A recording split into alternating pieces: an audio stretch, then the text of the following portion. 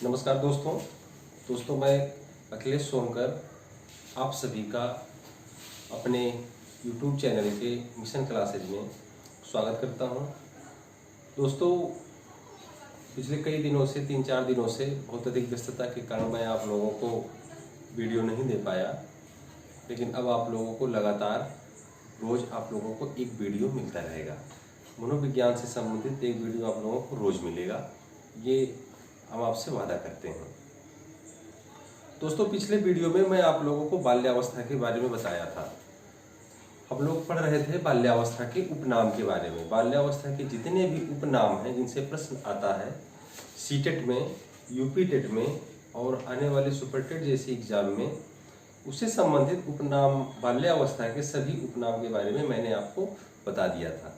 दोस्तों आज हमें पढ़ना है बाल्यावस्था में बालक के शारीरिक विकास से संबंधित प्रक्रिया के बारे में। तो आइए पढ़ते हैं बाल्यावस्था में शारीरिक विकास।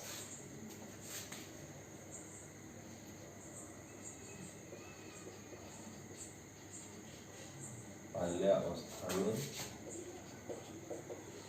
शारीरिक विकास।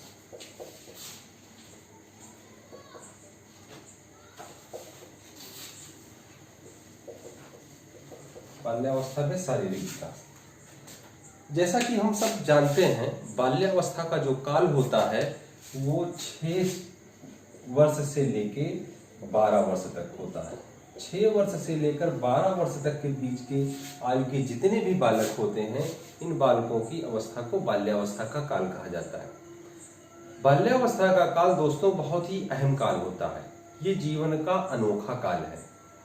अनोखा काल का तात्पर्य ये है कि एक ऐसी अवस्था बालक का है, अगर हम इसको 2 भागों में बांट दें तो इसका 6 से 9 वर्ष और 9 से 12 वर्ष। 6 से 9 वर्ष की जो अवस्था होती है इसे पूर्व बाल्यावस्था कहा जाता है, पूर्व बाल्यावस्था, और इसे कहा जाता है उत्तर बाल्यावस्था। पूर्व बाल्यावस्था और उत्तर बाल्यावस्था। पूर्व बाल्यावस्था 6 से 9 वर्ष की आयु होती है और 9 से 12 वर्ष की जो आयु होती है ये उत्तर बाल्यावस्था होती है। दोस्तों इससे संबंधित एक बहुत इंपॉर्टेंट प्रश्न आता है परिपाक काल। परिपाक काल की अवस्था कब से कब होती है? परिपाक काल जो होता है वो 9 से 12 वर्ष का काल होता है। 9 से 12 वर्ष की जो आयु होती है बालक की वो परिपाक काल कहलाती है। क्यों कहलाती है इसके बारे में अभी हम चर्चा करेंगे।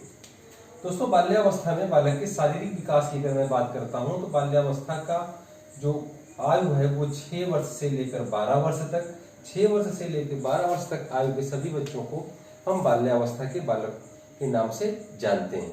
इसको 2 भागों में बांटा गया, 6 से 9 वर्ष ये पूर्व बाल्यावस्था और 9 से 12 वर्ष ये उत्तर बाल्यावस्था। पूर्व बाल्यावस्था में अर्थात 6 से 9 वर्ष में बालक का सर्वाधिक शारीरिक विकास होता है। शारीरिक विकास, शारीरिक विकास की जो गति होती है, शारीरिक विकास की गति तेज होती है, तेज होती है। कहने का तात्पर्य है कि 6 से 9 वर्ष की आयु में बालक जो पूर्व बाल्यावस्था में होता है उस समय बालक का शारीरिक विकास बहुत तेजी गति से होता है। ऐसा नहीं है कि इस अवस्था में बालक के अन्य विकास नहीं होते, होते तो सारे विकास हैं, लेकिन 6 से 9 वर्ष की अवस्था में बालक के शारीरिक विकास की गति तेज होती है, जबकि 9 से 12 वर्ष की आयु में बालक के शारीरिक विकास की गति कम हो जाती है, जबकि शारीरिक विकास की जो गति होती है वो दृढ़ता की ओर अग्रसर होती है। शारीरिक विकास जो होता है वो दृढ़ता की तरफ बढ़ता है, इसलिए इसको परिपाक काल कहा जाता है। इसलिए इसको परिपाक काल कहते हैं। एक बार फिर से समझिए आप, परिपाक काल वास्तव में अगर हिंदी में हम बात करें परिपाक का, तो हिंदी में परिपाक शब्द का अर्थ होता है परिपूर्ण, पूर्ण रूप से विकसित हो जाना। हालांकि ऐसा है नहीं। बाल्यावस्था में अर्थात 9 से 12 वर्ष की आयु तक बालक का शरीर पूरी तरीके से परिपूर्ण नहीं हो पाता, लेकिन पूर्व बाल्यावस्था की अपेक्षा उत्तर बाल्यावस्था के काल में बालक का जो शारीरिक विकास होता है वो शारीरिक विकास की प्रक्रिया दृढ़ता की ओर अग्रसर होती है, उसके मांसपेशियां मजबूत होती हैं। जो दूध के दांत होते हैं वो गिरकर अस्थायी दांत आ जाते हैं। अस्थायी दांत की संख्या 27 से 28 हो जाती है, अर्थात अस्थायी तो आना प्रारंभ हो जाता है। इसलिए इस 9 वर्ष से लेकर 12 वर्ष का जो काल होता है वो परिपाक काल कहलाता है। हम कह सकते हैं कि शारीरिक विकास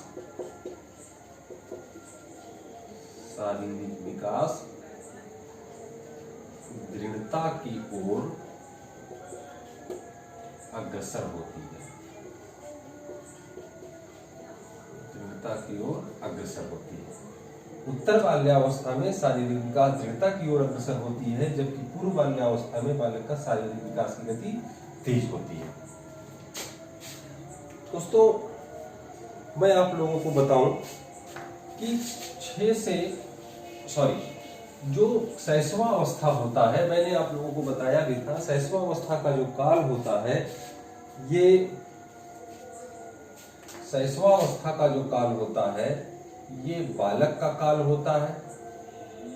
बाल्यावस्था का जो काल होता है ये बालिका का काल होता है, और किशोरावस्था का जो काल होता है ये बालक का काल होता है।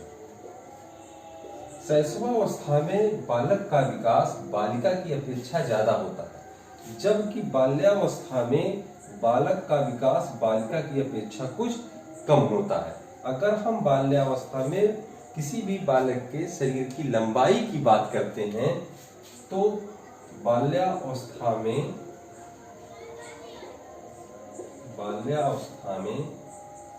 शरीर की लंबाई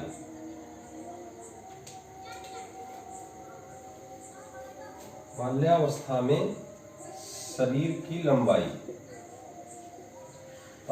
में शरीर की लंबाई जब प्रारंभ में होती है तो बालक की लंबाई 108 सेंटीमीटर, जबकि बालिका की लंबाई 107.5 सेंटीमीटर होती है। ये प्रारंभ में, बाल्यावस्था के प्रारंभ में। जबकि बाल्यावस्था का अंत आते आते, अर्थात 12 वर्ष की अवस्था तक आते आते, बाल्यावस्था में बालक की जो लंबाई होती है, हम यहां देख लेते हैं।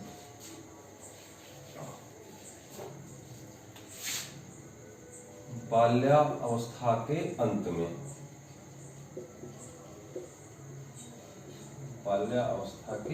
में, जो लंबाई होती है वो बालक की होती है 138.2 सेंटीमीटर बालक,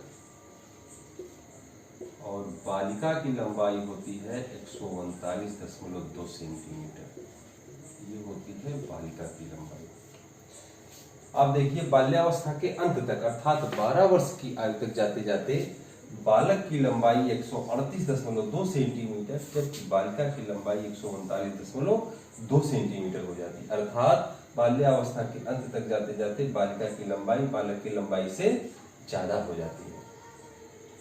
केवल लंबाई में ही नहीं, भार तथा अन्य सभी विकास के जो पक्ष हैं उन सब पक्षों में बालिका बालक से ज्यादा ही होती है। इसलिए बाल्यावस्था का जो काल होता है ये बालिका का काल कहलाता है। ये तो थी शारीरिक की बात। अब हम बात करते हैं भार की। बाल्यावस्था में भार कितना होता है?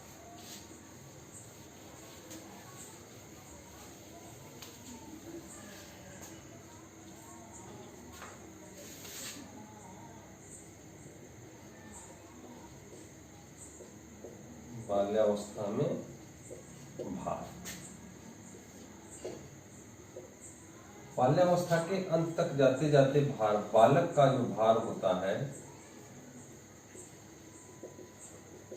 बालक का भार होता है 28.6 केजी, औसत की बात है, लगभग, तथा बालिका का भार लगभग 29.5 केजी हो जाता है। अर्थात बालक का भार बाल्यावस्था के अंत तक 28-28.5 किलो तक, जबकि बालिका का जो भार होता है वो 29.5 किलो तक हो जाता है। अर्थात बालिका बालक से भार में भी ज्यादा हो जाती है बाल्यावस्था के अंत तक। इसलिए आप कह सकते हैं कि बाल्यावस्था का जो काल होता है वो बालिका का काल होता है। दोस्तों, बाकी अन्य जो विकास की प्रक्रिया हैं, अगर हम बात करें सिर तथा मस्तिष्क की, भार के बाद हम बात कर लेते हैं हड्डियों की। बाल्यावस्था में हड्डियों में मैंने आप लोगों को बताया था शैशवावस्था में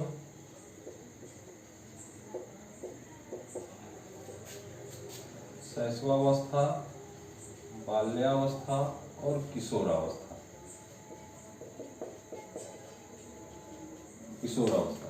शैशवावस्था में 270 हड्डी, बाल्यावस्था में हड्डियों की संख्या बढ़ जाती है 350 और किशोरावस्था तक आते आते हड्डियों की संख्या 206 हो जाती है।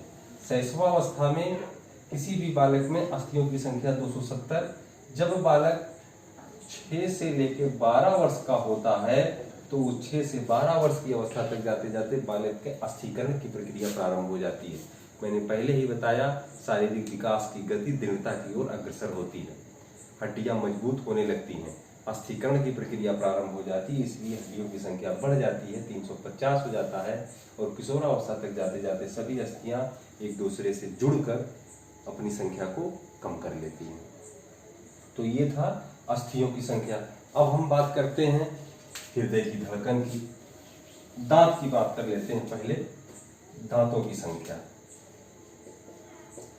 दांत बाल्यावस्था के अंत तक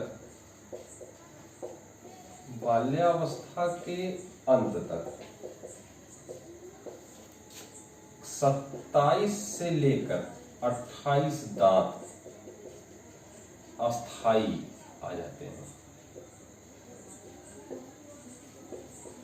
कहने का तात्पर्य यह है कि दूध के जितने भी दांत होते हैं वो बाल्यावस्था के प्रारंभ होने की अवस्था तक गिर जाते हैं और उनके स्थान पर अस्थाई दांत आने प्रारंभ हो जाते हैं और बाल्यावस्था के अंत तक जाते जाते बालक में लगभग 27 से लेकर 28 दांत आ जाते हैं जो कि अस्थाई होते हैं। अस्थाई दांतों की संख्या बाल्यावस्था में कितनी होती है?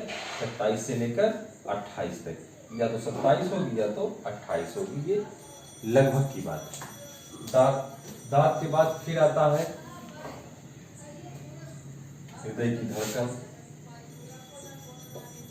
हृदय की गति। शैशवावस्था में हृदय की जो गति होती है वो अनियंत्रित होती है, जबकि बाल्यावस्था में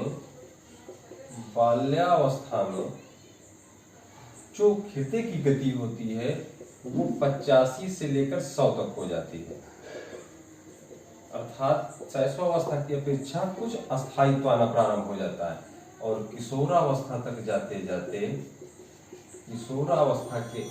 जाते बालक के हृदय की जो धड़कन होती है वो 72 हो जाती है, जो कि एक बालक का सामान्य रूप से धड़कन होता है। दोस्तों, किसी भी बालक के शारीरिक विकास की गति के अंतर्गत शारीरिक विकास के पक्षों के आकलन के लिए मनोवैज्ञानिकों ने स्वयं के अपने बच्चों पर आकलन करना प्रारंभ किया। डेली रोजाना प्रतिदिन उन बच्चों के विकास की प्रक्रिया को देखा गया और देखने के बाद बहुत सारे बच्चों का एक एवरेज निकाला गया और उस औसत के आधार पर शारीरिक विकास की प्रक्रिया को प्रदर्शित किया गया, जिसमें लंबाई बालक प्रारंभ में, बाल्यावस्था के प्रारंभ में बालक की लंबाई ज्यादा होती है, जबकि अंत तक जाते जाते बालिका बड़ी हो जाती है। भार बाल्यावस्था के प्रारंभ में बालक का ज्यादा होता है, जबकि बाल्यावस्था के अंत तक जाते जाते बालिका भारी हो जाती है।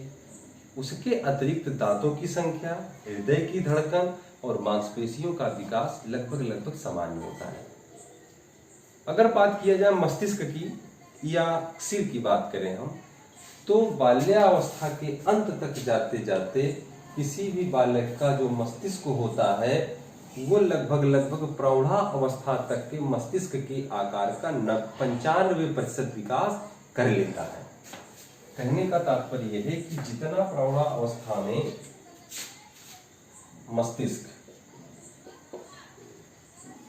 मस्तिष्क या सिर सिर का भार। बाल्यावस्था के अंत तक, बाल्यावस्था के अंत तक 95% मस्तिष्क का विकास प्रौढ़ावस्था के